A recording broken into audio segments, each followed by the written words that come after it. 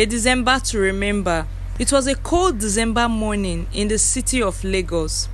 The Efeturi family was excited as they prepared for their trip to their village, Ugeli, for Christmas.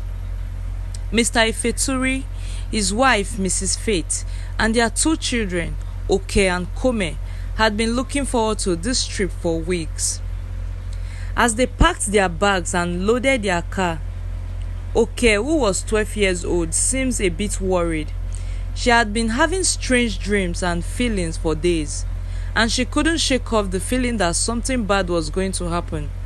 She tried to talk to her parents about it, but they just laughed it off and told her she was being silly.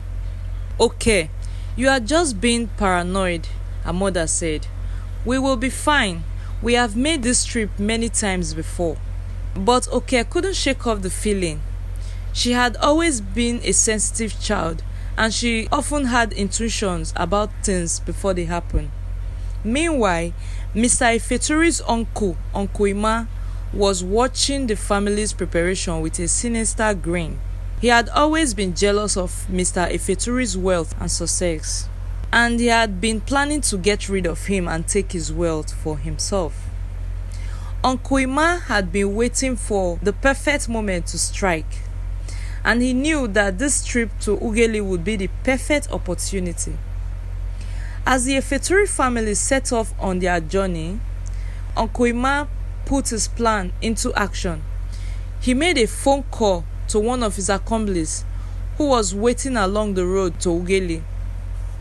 The accomplice was instructed to cause an accident that would wipe out the entire Efeturi family. The journey to Ugeli was supposed to take about 6 hours, but the Efeturi family had only been on the road for about 3 hours when disaster struck. As they were driving along a winding road, a car suddenly swerved into their lane, causing their driver to lose control. The car crashed into a tree, and the family was thrown all over the place. When the dust settled, Mr. Efeturi and Oke were the only ones who were still alive. Mrs. Efe and Kome had died instantly in the crash. Mr. Efeturi was badly injured, but Oke was miraculously unhurt. As they waited for help to arrive, Oke couldn't help but think about the strange feelings and dreams she had been having. She knew that she had been trying to warn her family about something, but they hadn't listened.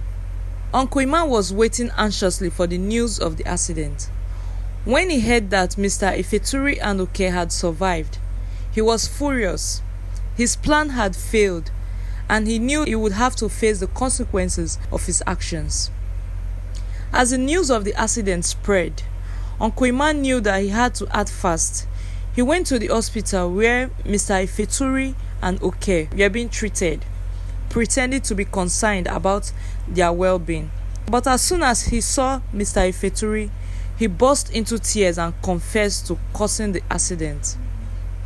Mr. Efeturi was shocked and heartbroken. He couldn't believe that his own uncle could be so cruel and heartless.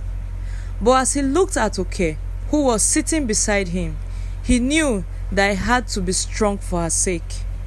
The police were called and Uncle Ima was arrested.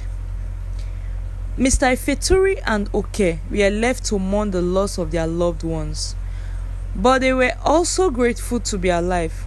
From that day on, Mr. Efeturi made a promise to always listen to Oke's intuition and to never underestimate the power of her spiritual gifts.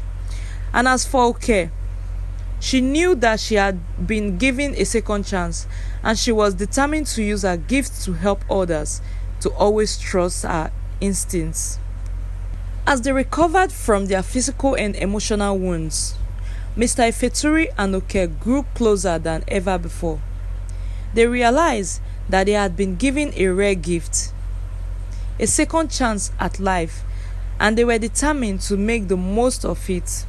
Years went by, and Oke grew up to be a strong and confident young woman. She never forgot the lessons she learned from her near-death experience, and she used her gift to help others. She became a respected spiritual leader in her community, and people would come from all over to seek her guidance and wisdom. And as for Mr. Ifeturi, he never forgot the sacrifice that his wife and son had made. He lived the rest of his life with a sense of purpose and meaning. He made sure to always cherish and support his daughter, Oke. Years went by. Oke grew up to be a strong and confident young woman. Mr. Ifeturi couldn't be prouder of his daughter. He had always known that she was special, and he had never imagined that she would grow up to be such a powerful and compassionate person. One day, Oke came to her father with a proposal. "Daddy, I want to build a memorial for Mom and Kome," she said. "I want to honor their memory and make sure that they are never forgotten." Ifeturi was touched by his daughter's words. He knew that it would be a healing experience for both of them, and he agreed to support her. Together, they built a beautiful memorial for Mrs. Kate and Kome. It was a place of peace and tranquility, where people could come to reflect and remember. As they stood before the memorial, Oke turned to her father and said, "Daddy, I am grateful for the gift of life. I am grateful for the lessons I learned from Mom and Kome, and I am grateful for you, Daddy." Mr. Ifeturi's eyes welled up with tears as he hugged his daughter tightly.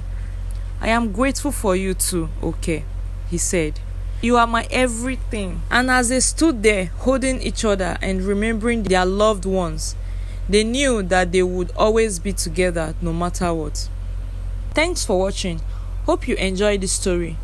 Drop a comment of lessons learned from the story, and don't forget to like and share this amazing story, and also subscribe to this channel for more amazing stories like this.